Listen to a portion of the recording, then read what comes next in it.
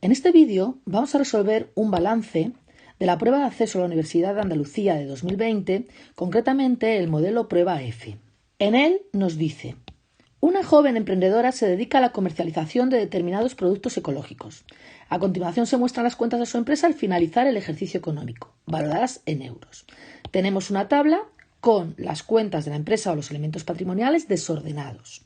Nos pide determinar la cuantía del capital social, que está aquí, y elabore el balance de situación de la empresa, es decir, pasar estos elementos desordenados a una estructura de balance oficial que se divide en el lado izquierdo con el activo, en el lado derecho con el patrimonio neto y el pasivo, y a su vez se divide en masas patrimoniales como el activo no corriente o elementos que tienen permanencia en la empresa, que son inversiones de la empresa, el activo corriente, inversiones de la empresa, bienes y derechos que cumplen en el corto plazo.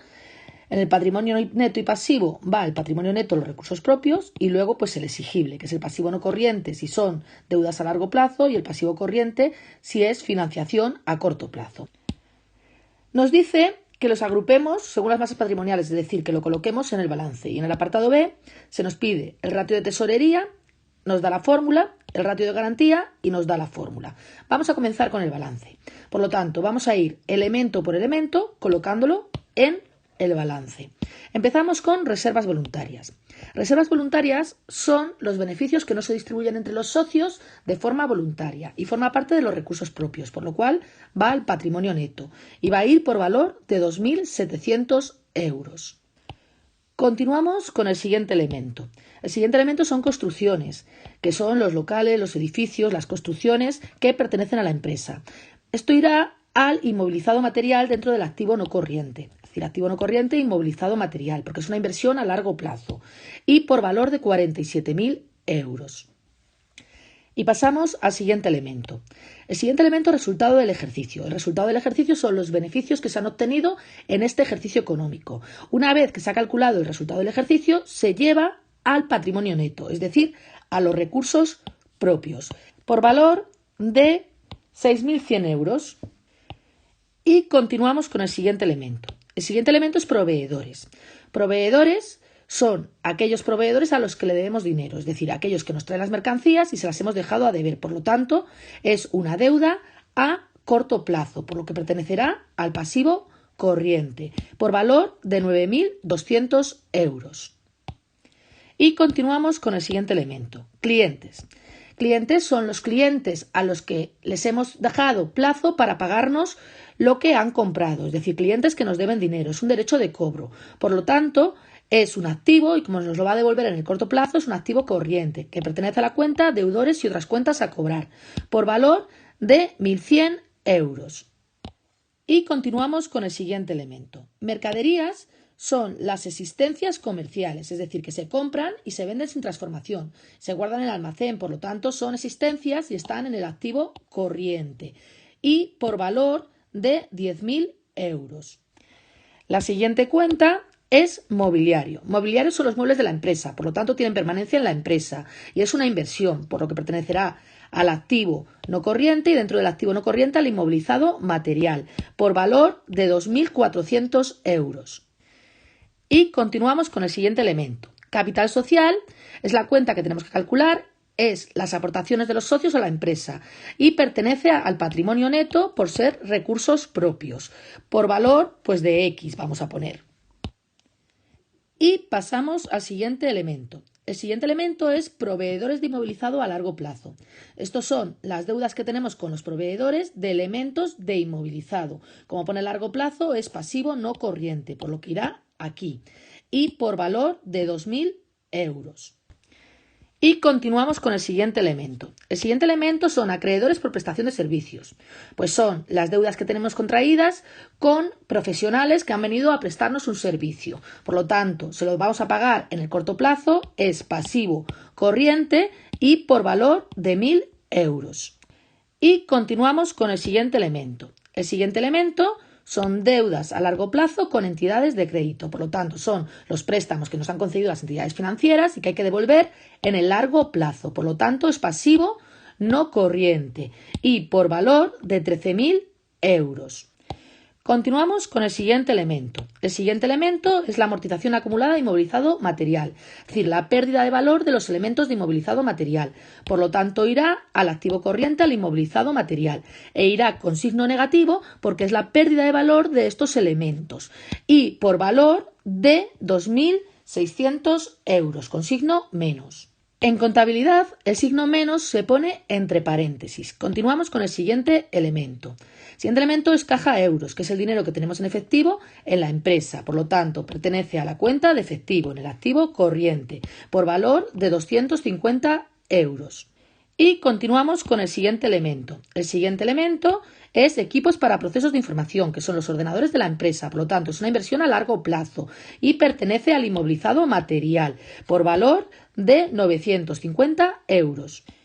Y continuamos con el siguiente elemento. El siguiente elemento son bancos, instituciones de crédito, cuenta corriente a la vista en euros. Es decir, es el dinero que tenemos en la cuenta corriente en el banco, por lo que va al efectivo y es por valor de 900 euros.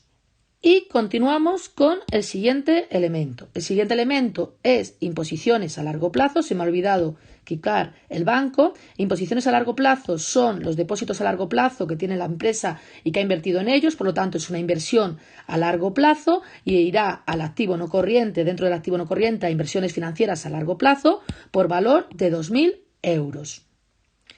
Una vez completados todos los elementos patrimoniales, vamos a pasar a sumar cada una de las submasas y cada una de las masas patrimoniales para calcular el total del activo y el total del patrimonio neto y el pasivo. Por lo tanto, vamos a empezar. Comenzamos con el inmovilizado material. Tenemos la suma de los 4 elementos, pero la amortización acumulada de inmovilizado material va restando, es decir, 47.000 más 2.400 más 950 menos 2.600, que da 47.750. Continuamos con las inversiones financieras a largo plazo. Hay un elemento que vale 2.000, por lo tanto suma 2.000. Por lo que el activo no corriente es la suma de 47.750 más 2.000, que da 49.750. Y pasamos al activo corriente. El grupo existencias, como solo hay un elemento, pues suma 10.000. Lo mismo con deudores y otras cuentas a cobrar. Al haber un solo elemento de 1.100, pues suma 1.100. El efectivo es la suma de 250 de la caja más 900 del banco, que da 1.150. Por lo tanto, la suma del activo corriente es la suma de 10.000 más 1.100 más 1.150, que da 12.250. Que sumado a 49.750 del activo no corriente nos da el total del activo, que es 62.000 euros. Pasamos al lado derecho. Tenemos el patrimonio neto. Es la suma de las reservas más el resultado del ejercicio más X, es decir, 2.700 más 6.100 más X, que da 8.800 más X. El pasivo no corriente es la suma de 2.000 y 13.000, que da 15.000. Y el pasivo corriente es la suma de 9.200 más 1.000, que da 10.200. Por lo que el total del patrimonio neto y el pasivo es la suma de 8.800 más X más 15.000 más 10.200, da 34.000 más X.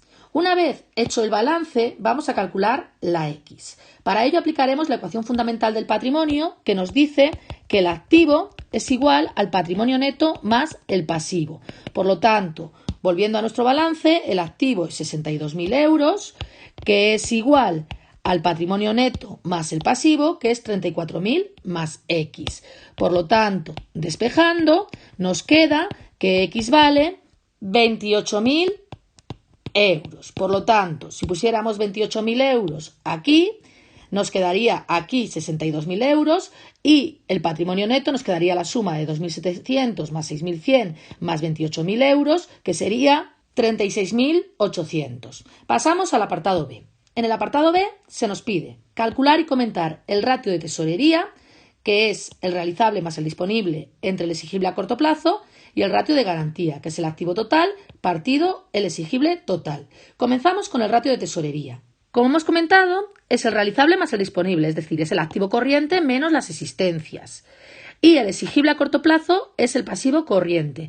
Por lo tanto, vamos a ver en el balance lo que es cada cosa. El realizable son los deudores y otras cuentas a cobrar, más las inversiones financieras a corto plazo, que son 1.100. Y el efectivo son 1.150. Y el pasivo corriente es 10.200. Por lo tanto, 1.100 del realizable, 1.150 del efectivo partido 10.200, esto nos da 0,22. ¿Qué significa este 0,22? Bueno, pues en primer lugar significa que sin vender ninguna asistencia, es decir, con lo que nos deben los clientes y con lo que tenemos en efectivo, podemos hacer frente a las deudas a corto plazo aproximadamente a un 22% de las deudas. Como vemos, este valor es muy bajo porque se supone que si no vendemos nada solo podemos cubrir el 22% de las deudas, que es poco, a corto plazo, deudas a corto plazo. Aquí faltaría a corto plazo. Pero eso significa que hay un problema de liquidez o de solvencia a corto plazo. Es decir, que pueden venir deudas y podemos no hacerles frente. Por lo tanto, ¿cómo podemos solucionar ese problema de liquidez? Bueno, pues podemos convertir esta deuda a corto plazo a un plazo mayor, es decir, pactando con los proveedores y a los acreedores plazos más largos, o bien, pues acelerando las ventas para conseguir más efectivo, o vendiendo algún elemento de inmovilizado que no utilicemos, pues por ejemplo algún elemento de mobiliario o algún elemento de equipos para procesos de información. Seguimos con el ratio de garantía, que se calcula como el activo total entre el exigible total o pasivo total. Vamos al balance a ver los datos. Tenemos que el activo es 62.000 euros y que el exigible total o pasivo es la suma del pasivo no corriente 15.000 más 10.200. Que el ratio de garantía nos queda 62.000 entre 15.000 más 10.200, que nos da 2,46.